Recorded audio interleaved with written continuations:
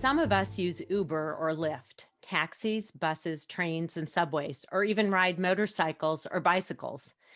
Many of us get into our cars to go somewhere without a thought. Most of us never have to consider our car as our home, but some of us do. Founded in 2016, Safe Parking LA is a coordinating organization for the community which assists homeless families and individuals living in their vehicles. They support the implementation of safe parking lots by providing individuals a safe place to park each night, restroom access, a security guard, and social service resources.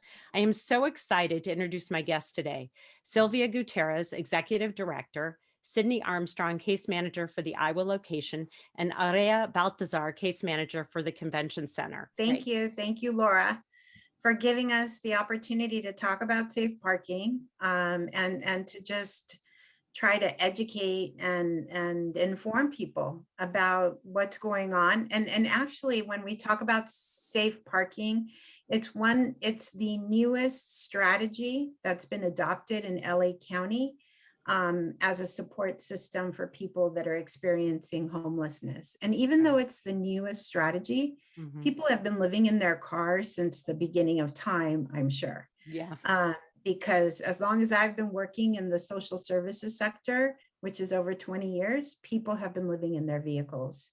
And it makes sense. It makes sense to me because when you lose everything, what you have, if you're lucky, if you're fortunate, is you have a vehicle.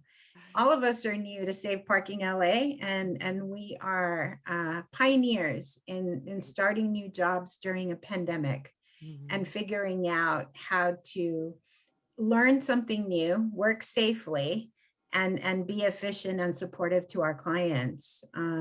Safe Parking LA was founded by three passionate people, Scott Sale, Pat, and Ira Cohen, who really wanted to make a difference. And they were really, really intelligent and smart people because they also looked around and saw all of these parking spaces that were empty in the evening. So our program model is to utilize parking structures that already exist and have other daytime uses and implement our programs in the evenings. So that, we don't need to create anything. We just need security so that our clients are safe. We need sanitation so that our clients have access to restrooms.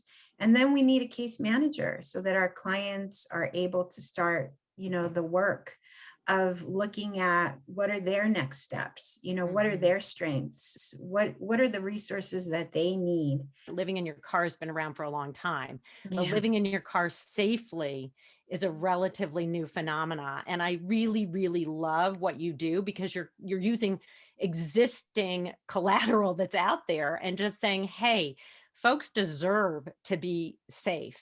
Exactly. And while they're in transition. And it's just a beautiful mechanism that LA can utilize even more so, I imagine, during COVID. The folks that are permanently homeless are not the folks that you often see in your program. And I just want you to speak to some of the myths that people have, the misconceptions, and let's do some re-education while I have the three of you.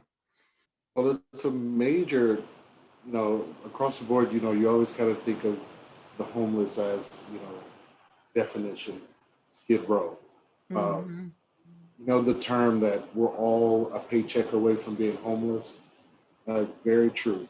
There's individuals who were, just becoming practitioners or working in school districts who just missed a paycheck of some sort and became homeless. Safe Parking has a really unique way of designing personalized plans for individuals to get them back on track to where they need to. I also just want to make sure that people know that our clients are people that most of them, this is the first time they've experienced homelessness.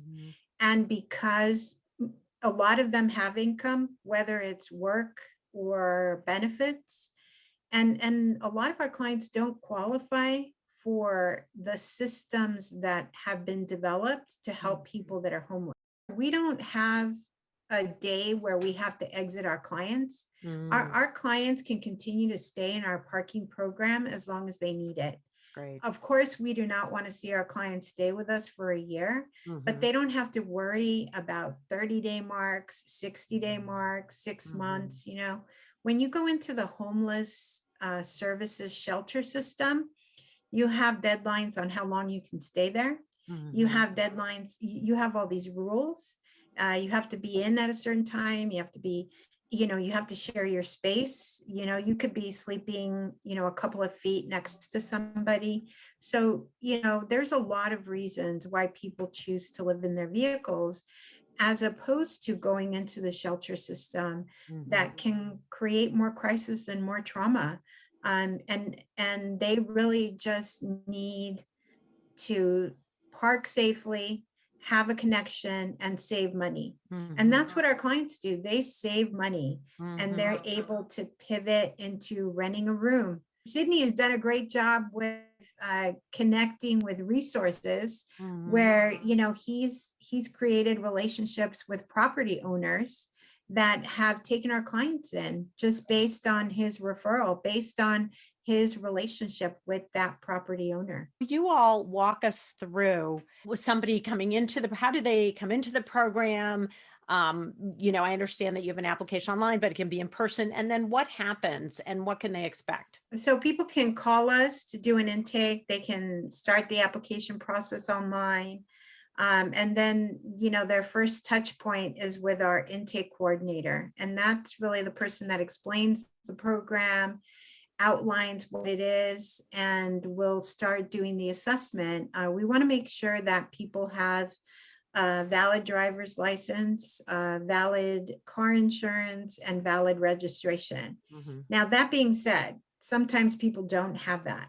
Right. And we will permit them even though they don't have it, because we have resources to help them get a updated driver's license, an updated registration, and we can help pay for car insurance as well. So though we want to, assess for those things, we provide bridge to support getting those things if that's appropriate and that's what's needed. And the intake process, if you have all your documents and you can either, text us or email us or make an appointment in our office, it can happen the same day. Well, you'll be Wow. given a permit to go into the lot. And part of the assessment process is figuring out what's the best area for you. Where do Mhm, you feel safe? Where are you working? Where are you working? mhm, Do you have kids that are in school? So we really, try to enroll people where it makes sense for them mhm. so that they're, continuing to have contact with whatever resources they had when they started. That's great. And then when a participant parks in our program, they'll get contacted either the next day or no more than 2 days by their case manager that's Mhm, been assigned to them. And then that's where we, go over our program again, start to do an assessment, make sure they understand what our grievance process is. And then we start to build that relationship.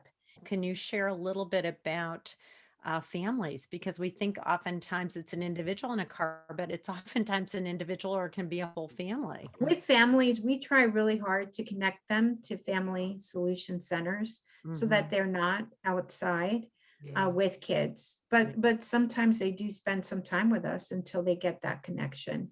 Sydney worked with somebody recently who, and I guess this story sticks with me because, was he 70 years old? The Yes. gentleman that you helped? Wow. Do we think about people staying at safe parking that are 70 years old? I mean, I don't think, that's what comes to mind, but Sydney helped this gentleman get into housing. Wow. Wow. That must feel good. I Oh didn't yeah. ask, I didn't ask about this, but what are your moments of joy? Placements. Yeah, I was just going to say that's Seeing the them, same yeah, it's feeling. seeing them succeed at their personalized, and I keep saying personalized because we have to take the time out to listen to their journey and try to assist them according to what their needs are. So I have to ask you, how do you help your clients overcome, like the one Area you spoke of before, who's making a lot of money per month, relatively speaking, but is absolutely shamed because of a credit score, or other folks who have children who are put in a position to now have their children in their vehicle with them. I mean, there's a lot of shame to go around. I'm not a believer in shame, but it certainly affects all of us. So I'd love to know your thoughts on that and strategies in supporting your clients through that piece. It's the art as a case manager to allow them to share their journey without judgment, so that they feel comfortable enough to say, oh, wow, you really hurt me. So you some social service agencies where I express to them what I need, and then they pull out the book and pen and paper and say, well, this is what we have to offer. Yeah. Versus, designing a unique plan towards their personal goals. It's going to give them the empowerment to feel like, I got this. I can actually do this. And then supporting them to say, I can. Yeah.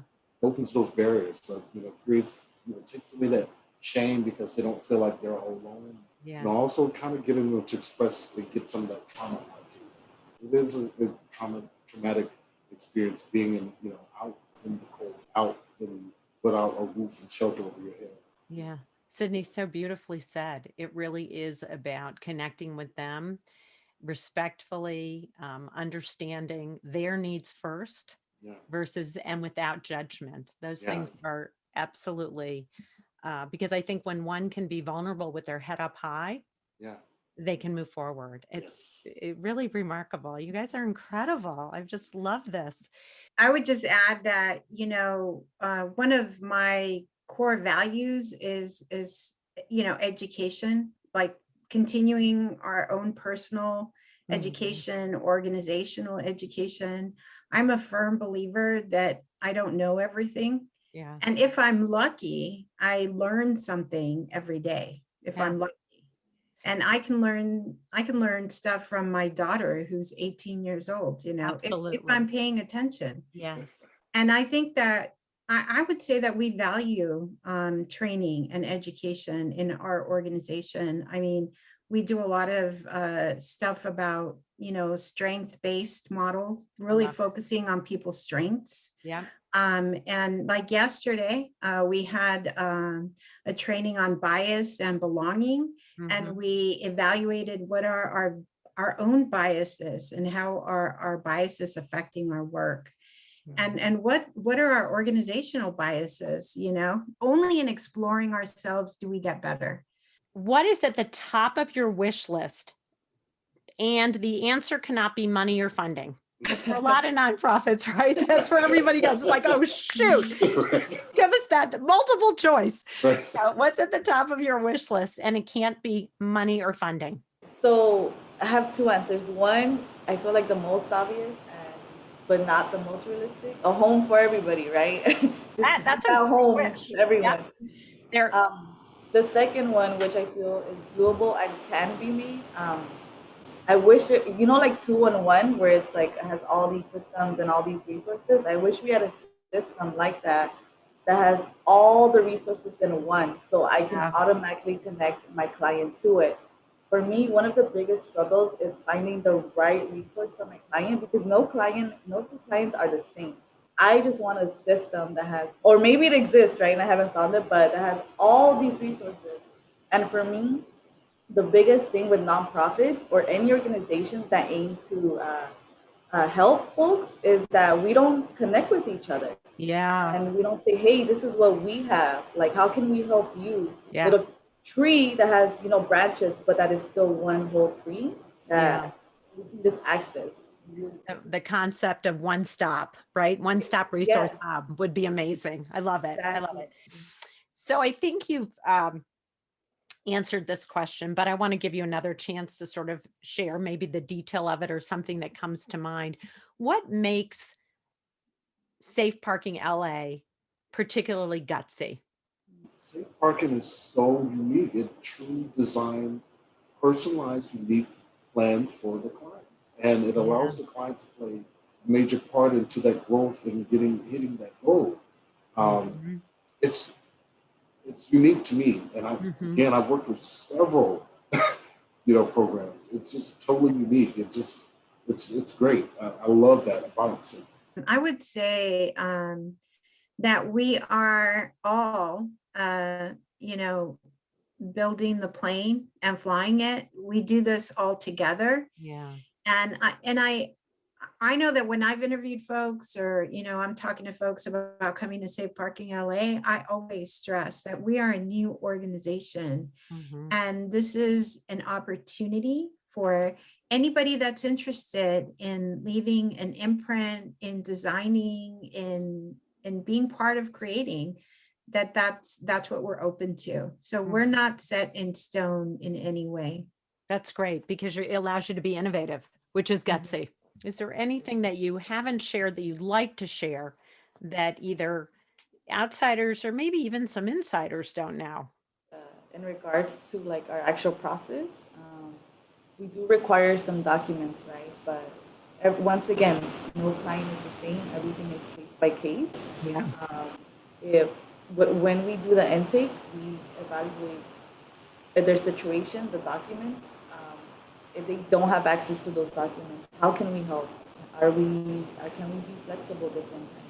I know with an intake, I think it was last week, the client didn't have his driver's license on him, but he did have a receipt from the DMV stating that he's working on it. And so my supervisor said, as if you can provide that receipt, it's okay, we'll come in. Great. Once again, right, case by case, like it's not always what it seems on our website, right? Or even when I do outreach and the meetings I do, I always emphasize it's case by case. Please reach out to me if you don't know if your client is eligible, if we can support in any type of way to help them into safe parking.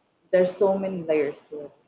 And that's something that maybe, outsiders don't know if they look at your website or feel like they don't fit the criteria or whatever. Just find out, just call, ask, we'll help you through the process. How currently can they reach you and be able to access services or be able to donate or volunteer or maybe be employed in the future? Well, our website is always there, but you can definitely access the application.